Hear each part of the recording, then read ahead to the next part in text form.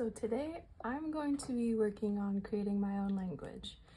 Today I have my beverage, water. Gotta stay hydrated. I am currently working on a story in which I will be creating 4 languages, 4 distinct languages, but all with linguistic history. So today I'm going to be working on my dragon language. Now, I will be naming the language eventually, but first I need to gather my sound system and establish which sounds I'm going to allow and which sounds I'm going to deem impossible or unallowable. If you are unfamiliar with IPA, I do have some links down in my description box. Long story short, IPA is basically assigning one symbol to one sound.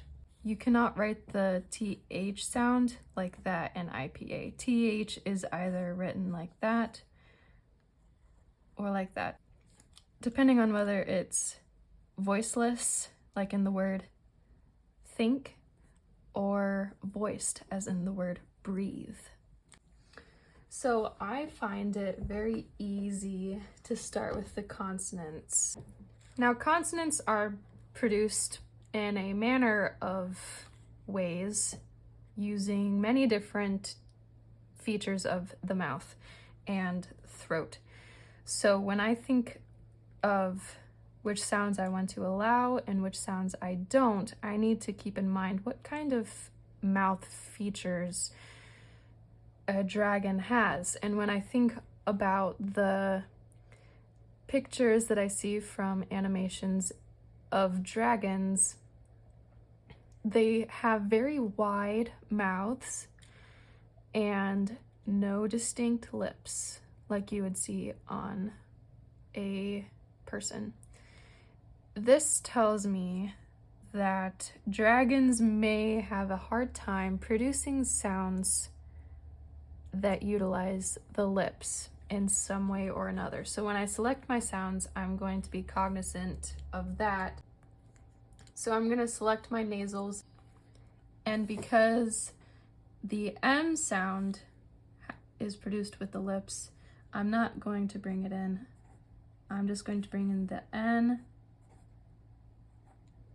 and the ng sound. And when I type these words in my book, I'm going to symbolize them as N and NG so that my readers know how to pronounce the words. Next, we have our stops. The P and the B sound are also produced with the lips, so I'm not going to bring those in, but I am going to bring in the other ones. I'm going to bring the T sound, and I'll mark it as T in my book, but I'm not going to bring in the D sound. And I have a couple of reasons for that. The first reason I will explain later when I get to selecting my R sounds. The other reason is when I think of dragons and fire breathing, I imagine just a lot of airy, breathy noises coming through, and so I want to make sure that the majority of my sounds are voiceless. So that may mean dropping some voiced pairings. So that's why I'm not going to bring in the D sound. I love the K sound and the G sound, so I'm just going to bring in both of those. And for them, I will mark them as K and G. And that's going to be it for my stops. For my affricates, I am going to bring in the Ch sound, which in IPA is a very funny marking. It's like that. And for my story, I will mark it as CH. So next we move on to the fricatives. I'm going to allow the S sound, and I'll mark it as S. I am not going to bring in Z, mainly because I don't need that Z sound for dragons. And also it's just going to be one of the voiced pairs that I drop. I will bring in the sh sound, and for that I'll mark it as SH. F and V are pronounced with the lips, so I'm not going to bring in those. The next are the TH sounds. I'm going to allow the voiceless TH, but I'm not going to allow the voiced. Now you'll notice so far that the sounds that I've been selecting are all produced in English. The next couple sounds that I'm going to talk about are not found in English, but they are found in like Scotland and Germany and many of the Germanic languages. I'm sure there are other languages that have these sounds, I just haven't learned them. These sounds are the h and the r sound.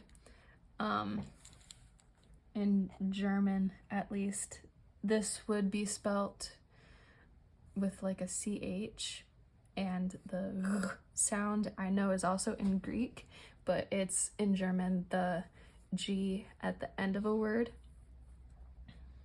In IPA, it's marked with an X. Like, think of the Scottish word loch, like, or if you were to say ugh, it's kind of like that breathy k sound. So I'm going to allow it in my language to give it more breathless sounds. I'll mark it with an X, and then I'm going to bring in the voiced sound as well. And this is the Greek letter gamma that they mark it with. And I'm going to use GH when I type these words in my story. The last fricative that I will bring in is the sound, which is just the H. We're moving into the liquids, the glides, the approximates. I'm going to start with the y sound. In IPA it's the J, but I'm going to mark it with a Y because many English speakers will easily recognize that sound with a Y rather than a J. I'm going to bring in the O sound and mark it with an L. And this is where my reason for not bringing in the D sound comes in. I have 3 R sounds that I want to use in at least one of the 4 languages. It's the American R, the trailed R, and the flap. Flap, when I say flap, just think of how the T is pronounced in the word butter. Just kind of that indistinct t-d sound. And that's the sound that I'm going to use for my sound. So I'm going to bring in the flap, but I'll mark it with an R. I'm not going to bring in the w sound like the W in English. The reason is the same for not bringing in the or the p, b, f, v. If I can't allow sounds that are pronounced with the lips, I don't think I can allow the w sound as well. And this is going to be important when selecting my vowels. When I'm selecting my vowels, I need to also think about my no lips rule. And that's going to mean no rounded vowels. So no oo or o.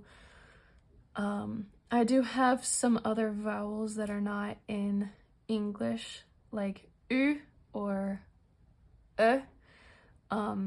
Those are rounded front vowels that you see in German and Norse and Icelandic, and I'm sure there are many other languages that use them. Also, I'm not going to allow the diphthong ow, because that also ends in a rounded vowel. So for my vowels, I'm going to use the E sound, and it will be marked with an E in my language. The next one is going to be the I sound, like an it, and I'll mark it with an I. The next one is going to be the A sound,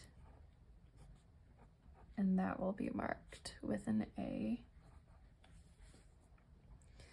I'm not going to select the E sound because I'm allowing the I and the A, and I don't want dragons spending too much time trying to figure out which one of the three they're trying to distinguish from. So I'm not going to let the E sound stay.